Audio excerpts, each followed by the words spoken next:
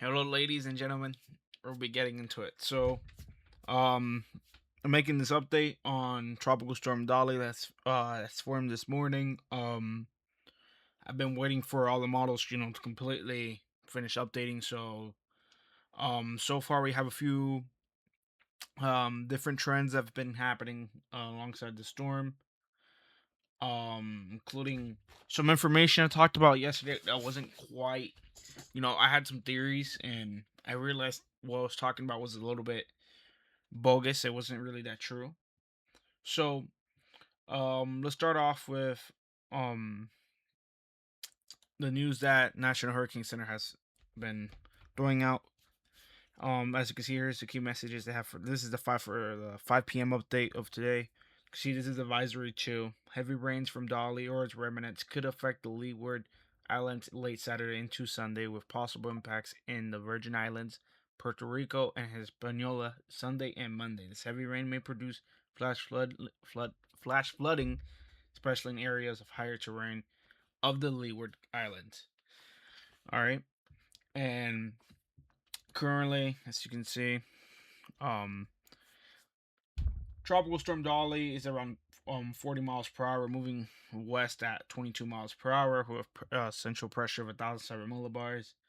So I had a theory yesterday where if it kept going on water, it wouldn't dissipate. But I realized that and checked myself, and with the possibility of the storm, as it moves forward, as it essentially becomes a remnant by like this weekend, or possibly even entering this weekend. As you can see, Saturday is going to remain, around 3 a.m. It's still going to remain a what somewhat low end tropical storm, and as we move in late into the weekend, it will eventually dissipate, and it will bring landfall, like I said, to the Leeward Islands and Hispaniola. So there's only one thing that can really happen in this situation with the models where they're showing. We're going to go ahead and get started on the American models. As you can see, we're going to go ahead and start playing it slowly. As you can see, this is that little thing you see right here. This is what is supposed to be the remnants or potentially tropical storm Dolly, if it can somehow keep its strength, which from all information I've gathered, it shouldn't be the case. It should be a remnant by then as it enters the Leeward Islands. As it keep moving forward, is basically just going to be shredded. There's going to be wind shearing away, and as it moves over land, this thing basically has no chance of development. At all, essentially, as it moves on to land. The only thing that's a bit interesting is that we can see that it kind of reforms itself in the Gulf of America or the Gulf of Mexico, take that as you will. And as it goes in, it starts forming itself again into a low end tropical storm, and there's eventually strike somewhere, as you can see, into Texas. So apart from that, and later on into the model run, not much apart from the Pacific itself. You see that's some crazy activity going on there for September 12th, which shows just major hurricane. I don't know, that's crazy, but yeah.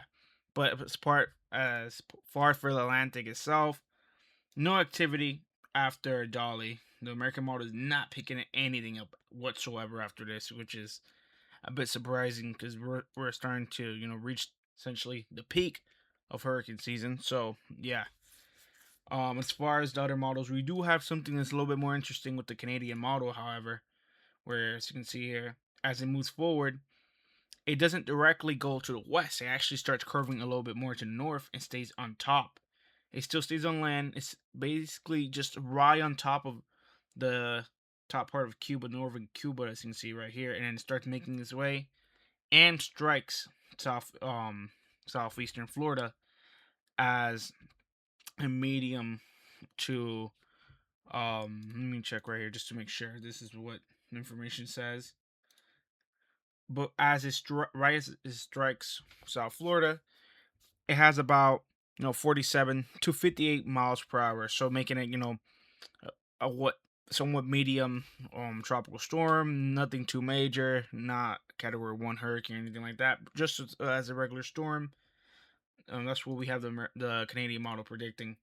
So let's go ahead and move on to the model forecast intensities. As you can see, nothing crazy. It's not really expected to intensify any further. I mean, this thing is gonna by literally by the middle of this weekend is supposed to become a remnant, or if it doesn't become a remnant before. As we get into the trends, as you can see, the trends from earlier today, it basically kept curving to the west. It's basically not going to do that trend of where it originally was going to do on August 24th, where it was just going to keep going north and it just eventually just curve all the way to the right and move northeast away from us, as the 24th, the 25th, and later on that 12 UTC model run. So it's not from what the trends have been coming, that's not going to happen anymore. As far as we're concerned, it's going to move on to Leeward Islands. And yeah, so this black line right here is us currently. This is the current model run. Um, Basically just implied it's going to move over land, basically through Puerto Rico, the Dominican Republic, and Haiti. As far as computer models, like I said, still arriving. Not all the computer models here, but we still got a good amount.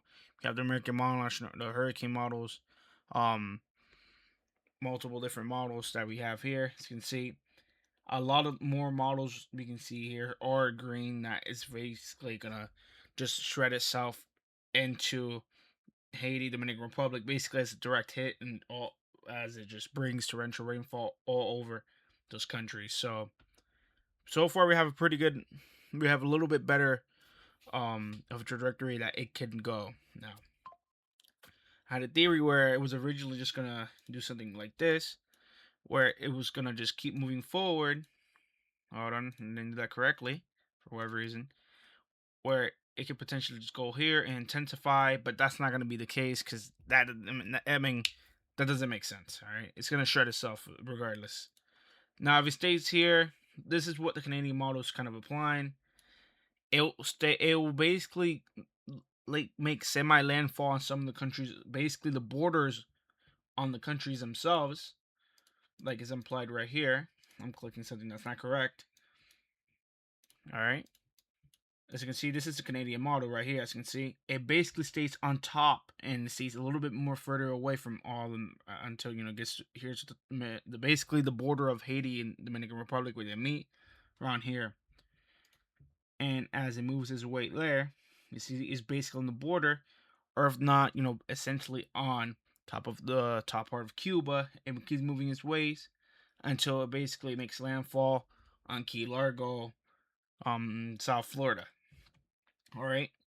So Canadian model is like one of the only models are showing anything remotely interesting, anything that different. Most of the models are agreeing on where it's gonna go. It's just gonna keep moving west and basically just go over land. It's not gonna intensify into a hurricane or anything. The Canadian model is the only one that really implies that. You do have some other models like the UK Met model and the Cold Ant models, which imply that it's gonna stay on land and somewhat may possibly go somewhere over here, and maybe like landfall somewhere over here. But that's just hypothetical. That's not what could happen.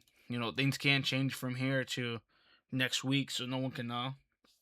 But this is just gonna be a quick update. So hopefully everyone is having a good time.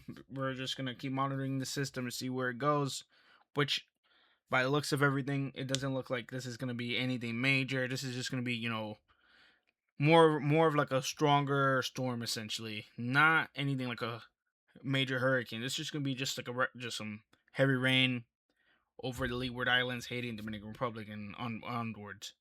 So yeah, this is the Local Weather Network. I'm signing out.